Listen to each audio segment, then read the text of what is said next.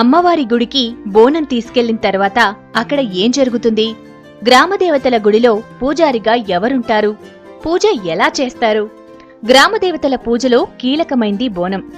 బోనాన్ని ఊరేగింపుగా గుడికి తీసుకొచ్చాక దేవత ముందు రాశిగా పోస్తారు. ఆ నైవేద్యాన్ని దేవతకు సమర్పించి ఊరంతా కలిసి భోజనం చేస్తారు. ఇలా ఈ పూజా విధానంలో కూడా ఐక్యమత్యం ఉంటుందంటారు మేధావులు. గ్రామదేవతల పూజా విధానంలో ముఖ్యమైంది బోనం. ఇక అమ్మవారి గుడికి బోనం తీసుకొచ్చి ఆ బోనాన్ని అమ్మవారి ముందు రాశిగా పోసిన తర్వాతే అందరూ కలిసి భోంచేస్తారు. తెలంగాణ సంస్కృతిలో ఐక్యమత్యానికి నిదర్శనంగా కనిపిస్తుంది బోనాల పండుగ. ఇక గ్రామదేవతల పూజా విధానం ఎలా ఉంటుంది? బోనాల పండుగ తర్వాత చెప్పే రంగం భవిష్యవాణి ఎలా సాగుతుంది? ఉజ్జయిని మహంకాళి అదే లష్కర్ బోనాలకున్న ప్రత్యేకత ఏంటి? ఈరోజు మన బోనాల్లో చూద్దాం. ఊరంతా కలిసి ఊరేగింపుగా బోనాన్ని గ్రామదేవతల ఆలయానికి తీసుకొస్తారు. బోనం చుట్టూ నీళ్లు పోస్తారు. బోనాన్ని రాశిగా పోస్తారు. ఆ తరువాత ఒక బలిచ్చి రక్తాన్ని బోనం రాశిపై పోస్తారు. తరువాత జంతువు రక్తాన్ని ఊరి పొలిమేరల్లో చల్లుతారు. అలా గ్రామదేవతలను సంతృప్తిపరిచినట్టు భావిస్తారు.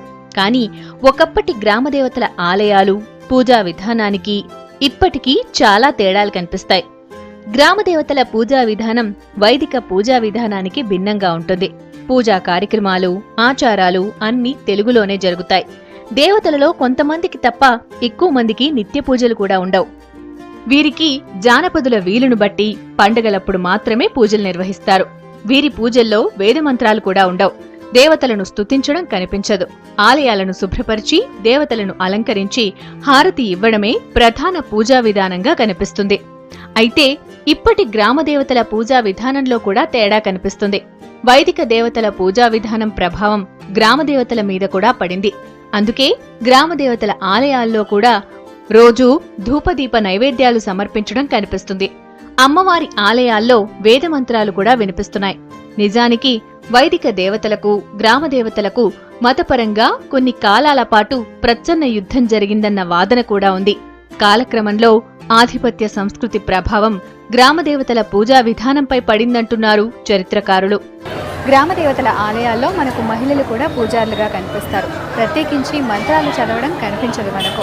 కేవలం ఆలయాన్ని శుభ్రపరిచి అమ్మవారిని అందంగా అలంకరించి భక్తులు తీసుకొచ్చిన నైవేద్యాన్ని అమ్మవారికి సమర్పించి ఇక అమ్మవారి పసుపు కుంకుమలు అదే బండారును భక్తులకు అందిస్తారు. గ్రామదేవతల పూజారులుగా పురుషులే ఉండాలన్న నియమం కూడా లేదు. స్త్రీలు పూజారులుగా ఉన్న గుళ్ళు చాలా ఉన్నాయి. వీరు ప్రత్యేకించి ఏ పూజలు చేయరు. ఆలయాలను శుభ్రం చేసి దేవతలను అలంకరిస్తారు. భక్తులొచ్చినప్పుడు ఈ పూజారులకు ఆహారమిస్తారు. గ్రామదేవతల పూజారులు బ్రాహ్మణేతరులుగా కనిపిస్తారు. అందులోనూ బడుగు బలహీన వర్గాల వారే ఉంటారు. అందుకే గ్రామదేవతలు దళిత బహుజనుల దేవతలని అర్థమవుతుంది. పూజా కార్యక్రమాలన్నీ తెలుగులోనే నిర్వహిస్తారు. ఊరి బయట ఉండే పోచమ్మకు బైండ్లవారు, చాకలి, మంగలి, తెనుగ, కుమ్మరి కులాల వారు పూజారులుగా ఉంటారు. వీరికి ఆహార నియమాలు కూడా లేవు. వారు తినే ఆహారాన్నే దేవతలకు నైవేద్యంగా పెడతారు. కొన్ని చోట్ల గ్రామదేవతలకు పూజారులే ఉండరు. భక్తులే నైవేద్యాన్ని సమర్పించి పూజలు చేసి వస్తారు. బోనాలు ఆదివారం జరుగుతాయి. ఆ రోజు సాయంత్రం తొట్టెల ఊరేగింపు తర్వాత మరుసటి రోజు ఉదయం అంటే సోమవారం రోజున రంగం భవిష్యవాణి కార్యక్రమం ఉంటుంది. ఈ కార్యక్రమానికి కూడా ఎంతో ప్రాముఖ్యత ఉంటుంది. అంటే జోగినిలోకి అమ్మవారు ఆవహిస్తుందని, వారి చేత భవిష్యత్తు చెప్పిస్తుందని ప్రజల నమ్మకం. మరి బోనాలతో జోగినిల అనుబంధం ఏంటి? బోనాలతో వాళ్ళు ఎప్పటి నుంచి మమేకమై ఉన్నారు చూద్దాం. బోనాల జాతరలో జోగినిల పాత్ర గురించి చెప్పండి. వీళ్ళ ప్రాముఖ్యత ఏంటి ఉంటుందంటే వీళ్ళని అమ్మవారు ఆవగించడం వల్ల ఈ నెల 2 నెలలు అమ్మవారి బోనాలు ఏదైతే ఉందో వాళ్ళు పిలిచి ప్రతి ఒక్క టెంపుల్కి గెస్ట్గా బోనం ఎత్తడం జరుగుతుంది.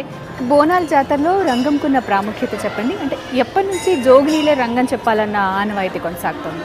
రంగం అంటే అప్పుడు ఫస్ట్ నుంచి చూడాలంటే సికింద్రాబాద్లో ఈ రంగం ఘట్టం అనేది స్టార్ట్ అవ్వింది. ఎవరైతే అవివాహిత మహిళ వాళ్ళకు పెళ్ళి ఉండదు, పిల్లలు ఉండరు, ఏంటంటే భగవంతుడితో అటాచ్ అయ్యి ఉంటారు. వాళ్ళ లైఫ్ అనేది దేవుడికి సాక్రిఫైస్ చేస్తారు. ఇయర్లీ వన్స్ వాళ్ళు భగవంతుడి ముందు పచ్చి కుండ పైన వెక్కి భవిష్యవాణి చెప్పడం జరుగుతుంది. అంటే ఈ 2 నెలలు చాలా బిజీగా ఉంటాము. 2 నెలల పాటు అమ్మవారు మమ్మల్ని ఆవహిస్తుందని చెప్పారు కదా. మరి ఈ 2 నెలల తర్వాత అంటే మిగతా 10 నెలలు ఎలా ఉంటుంది మీ లైఫ్? మిగతా టైంలో అంటే వాళ్ళు భగవంతుడితో అటాచ్ చేస్తారు కాబట్టి వాళ్ళు శివశక్తులు అంటే ఇంట్లో పీట కూర్చోవడం అది జరుగుతుంది. ఎవరైతే భక్తులు ఉంటారో వాళ్ళని నమ్మిన వాళ్ళు వీళ్ళ ఒంటిపైకి దేవుడు వస్తుందని, వాళ్ళకి ఏదైనా హెల్త్ బాగాలేకపోయినా, వాళ్ళ ఇంట్లో ఏమైనా ప్రాబ్లమ్స్ ఉన్నా దేవుడి దగ్గర రావడం జరుగుతుంది. వాళ్ళతో బొట్టు కానీ, బండారు కానీ, నిమ్మకాయలు కానీ వాళ్ళ చేతితో తీసుకొని ఇలా చేసుకుంటే మంచి జరుగుతుంది అని చెప్పి వాళ్ళ ఒక నమ్మకం పైన వాళ్ళు ఇలా వెళ్ళడం జరుగుతుంది. లష్కర్ బోనాల్లో జోగినీకున్న ప్రాముఖ్యత గురించి చెప్పండి. జోగిని వ్యవస్థ అనేది పురాతకాలమైన, it's not taken place now and then, ఇప్పుడు అప్పుడో చేసింది కాదు. ఇది ఎవరు చెయ్యరు. అమ్మవారికి అటాచ్ చేసిన తర్వాత అమ్మవారి బిడ్డల్లాగా వాళ్ళు మంచిగా అయిపోయి ఆమె వాళ్ళ సేవకుల్లా, అమ్మవారి సేవకుల్లా వాళ్ళు లైఫ్ లీడ్ చేయడం జరుగుతుంది.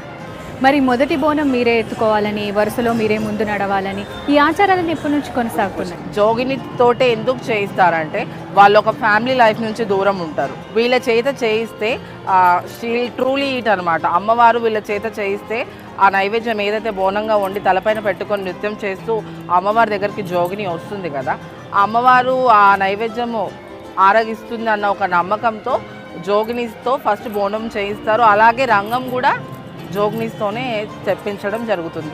అంటే శివశక్తులకి జోగినీలకి తేడా ఏమైనా ఉంటుందండి? ఇద్దరు ఒకటే అంటే శివశక్తులు, జోగినీస్, శివశక్తులు అంటే పేర్లు వేరే అయినా వీళ్ళందరూ భగవంతుడికి సంబంధించిన వాళ్ళే, దేవుడికి సేవ చేసే వాళ్ళే. జోగినీస్ ఏంటంటే వీళ్ళకు పెళ్ళి ఉండదు, ఏముండదు, భగవంతుడితో అటాచ్ అయి ఉంటారు కాబట్టి వాళ్ళ లైఫ్ లాంగ్ మొత్తం అమ్మవారికి సేవ చేస్తుంటారు. మీరు తల మీద కుండ పెట్టుకొని అంత స్పీడ్గా డాన్స్ చేస్తుంటారు, ఘట నృత్యం చేస్తూ ఉంటారు, అంటే ఎలా ఉంటుందండి? అప్పుడు అది కింద పడుతుందేమో అన్న భయం అదేమీ ఉండదా? బోనం ఎత్తుకొని పర్ఫామ్ చేసేటప్పుడు అది వాళ్ళుగా పర్ఫామ్ చేయరు. వాళ్ళ ఒంటిపైకి అమ్మవారు వస్తుంది, అమ్మవారు వచ్చి ఆ బోనం ఎత్తుకొని నృత్యం చేస్తారు కాబట్టి ఎంత పెద్ద బోనం అయినా వాళ్ళకు అది ఒక బరువు అనిపించదు.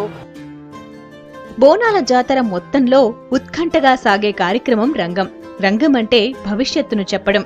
బోనాలు ఆదివారం జరుగుతుంది. మరుసటి రోజు అంటే సోమవారం ఉదయం అమ్మవారి ఎదురుగా పచ్చి కుండ మీద నిలబడి జోగిని రంగం చెబుతుంది. అమ్మవారే ఆమె ద్వారా భవిష్యత్ చెబుతుందని నమ్ముతారు. ఆషాఢ మాసంలో ప్రతి గ్రామదేవత ఆలయాన్ని ఎంతో అందంగా అలంకరించి అమ్మవారికి బోనాలు సమర్పిస్తారు. బోనాలు అనగానే అందరికీ గుర్తుకొచ్చేది లష్కర్ బోనాలే. మరి సికింద్రాబాద్ లో ఉన్న ఉజ్జయిని మహంకాళి అమ్మవారు ఇక్కడ వెలియడానికి ఒక కథ ప్రచారంలో ఉంది. ఒకప్పుడు హైదరాబాద్ లో ప్లేగు వ్యాధి విజృంభించి ఎంతో మంది చనిపోయారట. అప్పుడు ఉజ్జయినిలో ఉన్న మహంకాళి అమ్మవారిని ప్రార్థించి, అమ్మ ప్లేగు వ్యాధి తగ్గితే కనుక ఇటువంటి విగ్రహాన్ని హైదరాబాద్ లో ప్రతిష్ఠిస్తానని మొక్కుకున్నారట. అలా వెలిసిందే ఇక్కడ ఉన్న అమ్మవారు. ఇక్కడ ప్రతి ఆషాఢ మాసంలో 3వ ఆదివారం రోజున ఘనంగా బోనాలు జరుగుతాయి. తెలంగాణ సంస్కృతి సంప్రదాయాలకు ఘనమైన ప్రతీకగా ఉన్న బోనాలకు హైదరాబాద్ వేదిక అవుతుంది. దాదాపు నెలపాటు దశలవారీగా హైదరాబాద్లో ఉన్న అన్ని ప్రాంతాల్లో పండుగ ఘనంగా జరుగుతుంది. గోల్కొండలో మొదలై ఉజ్జయిని మహంకాళి ఆలయం మీదుగా ఓల్డ్ సిటీ లాల్ దర్వాజా ఆలయానికి చేరుకుంటుంది. హైదరాబాద్లో బోనాలకు ఒక్కో ప్రాంతంలో ఒక్కో చరిత్ర ఉంది. ఇక సికింద్రాబాద్ ఉజ్జయిని మహంకాళి బోనాలకు మరో ప్రత్యేకత ఉంది.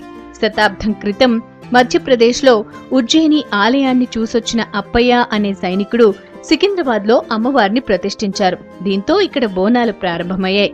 ఇక్కడ బోనాలు అత్యంత ఘనంగా నిర్వహిస్తారు.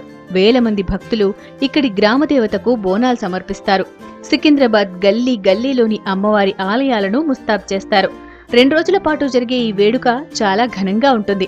ఆలయ పరిసర ప్రాంతాలన్నీ భక్తులతో కలకలలాడుతుంటాయి.